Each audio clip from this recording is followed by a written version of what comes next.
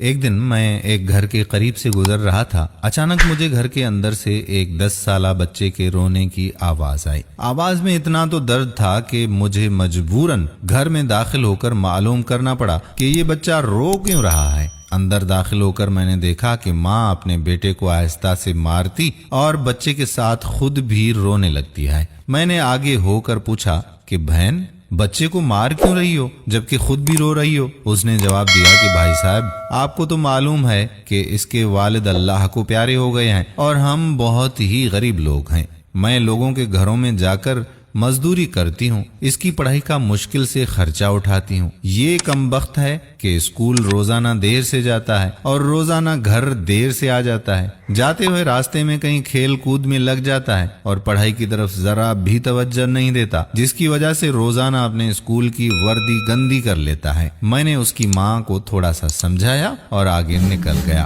ایک دن صبح سبزی منڈی کچھ سبزی وغیرہ لینے گیا تو اچانک میری نظر اسی بچے پر پڑی جو روزانہ گھر سے مار کھاتا تھا۔ کیا دیکھتا ہوں کہ وہ بچہ منڈی میں پھر رہا ہے اور جو دکاندار اپنی دکانوں کے لیے سبزی خرید کر بوریوں میں ڈالتے ہیں تو ان سے کوئی بھی سبزی اگر زمین پر گر جاتی ہے تو وہ بچہ اسے فوراً اٹھا کر اپنی جھولی میں ڈال دیتا ہے۔ میں ماجرا دیکھ کر پریشانی میں مبتلا رہا کہ آخر چکر کیا ہے۔ میں اس بچے کو چوری چوری فالو کرنے لگا۔ جب اس کی جھولی سبزی سے بھر گئی تو وہ سڑک کے کنارے بیٹھ کر اونچی اونچی آوازیں لگا کر اسے بیچنے لگ گیا، منہ پر مٹی اور آنکھوں میں نمی کے ساتھ۔ ایسا دکاندار میں نے پہلی بار دیکھا تھا۔ دیکھتے ہی دیکھتے اچانک ایک آدمی اپنی دکان سے اٹھا جس کی دکان کے سامنے اس ننھے سے بچے نے اپنی دکان لگا رکھی تھی۔ اس شخص نے آتے ہی ایک زوردار پاؤں مارا اور اس ننھے سے دکان کو ایک ہی جھٹکے میں ساری سڑک پر پھیلا دیا اور بازو سے پکڑ کر اس کو اٹھا کر دھکا دے دیا۔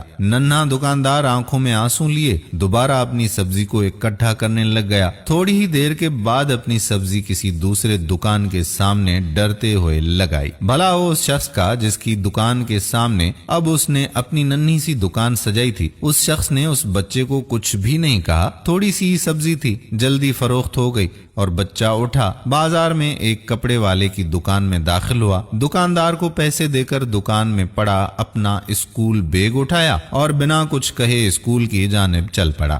میں بھی اس کے پیچھے پیچھے چل رہا تھا۔ جب بچہ اسکول گیا تو 1 گھنٹہ دیر ہو چکی تھی، جس پر اس کے استاد نے ڈنڈے سے اسے خوب مارا۔ میں نے جلدی سے جا کر استاد کو منع کیا کہ سر، یہ یتیم بچہ ہے، اسے مت مارو۔ استاد فرمانے لگے کہ سر، یہ روزانہ 1 گھنٹہ دیر سے آتا ہے، میں روزانہ اسے سزا بھی دیتا ہوں کہ ڈر سے اسکول ٹائم پر آ جائے، اور کئی بار میں اس کے گھر پر بھی پیغام بھیج چکا ہوں لیکن یہ پھر بھی لیٹ سے آتا ہے۔ بچہ مار کھانے کے بعد کلاس میں بیٹھ کر پڑھنے لگا۔ میں نے اس کے استاد کا موبائل نمبر لیا اور گھر کی طرف چل پڑا۔ گھر جا کر معلوم ہوا کہ میں جو سبزی لینے گیا تھا وہ تو میں بھول ہی گیا۔ حسب معمول بچے نے اسکول سے گھر آ کر ایک بار پھر مار کھائی ہوگی۔ ساری رات میرا سر چکرا رہا تھا۔ اگلے دن کی نماز کی ادائیگی کے فوراً بعد بچے کے استاد کو میں نے کال کی اور کہا کہ منڈی فلاں ٹائم پر ہر حالت میں پہنچے، جس پر اس نے حامی بھری۔ سورج نکلا اور بچے کا اسکول جانے کا وقت ہوا اور بچہ گھر سے سیدھا منڈی میں اپنی ننھی سی دکان کا بندوبست کرنے کے لیے نکل پڑا۔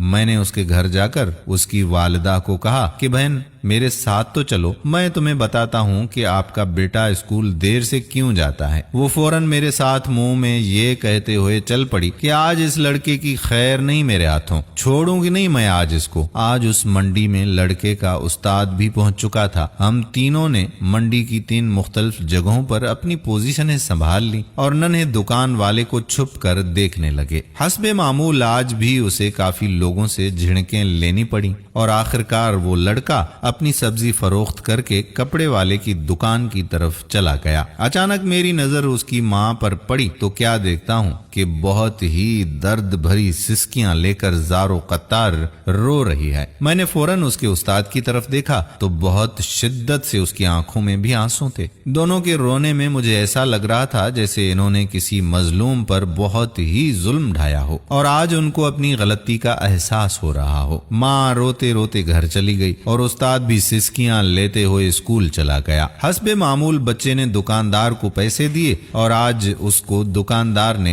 एक लेडी सूट देते हुए कहा कि बेटा आज सूट के सारे पैसे पूरे हो गए, अपना सूट ले लो। बच्चे ने उसको पकड़कर स्कूल बैग में रखा और स्कूल की तरफ निकल पड़ा। आज भी 1 घंटा तकरीबन वो लेट हो चुका था। वो सीधा उस्ताद के पास गया और बैग डेस्क पर रखकर मार खाने के लिए हाथ आगे बढ़ा दिया कि उस्ताद उसको डंडे से मार ले। उस्ताद कुर्सी से उठा, फौरन उस बच्चे को गले लगाया और इस कदर जोर जोर से रोया कि मैं भी देखकर अपने आंसू पर काबू ना रख सका। मैंने अपने आप को संभाला और आगे बढ़कर उस्ताद को चुप करवाया और बच्चे से पूछा कि बेटा ये जो बैग में सूट है वो किसके लिए है? बच्चे ने जवाब दिया कि मेरी माँ अमीर लोगों के घरों में मजदूरी करने जाती है, उसके पास पहनने को कपड़े नहीं होते और उसके पास कपड़े फटे हुए होते हैं, उसके पास जिस्म को मुकम्मल ढांपने वाला कोई भी कपड़ा नहीं है, इसीलिए मैंने अपनी माँ के लिए ये सूट खरीदा है। मैंने पूछा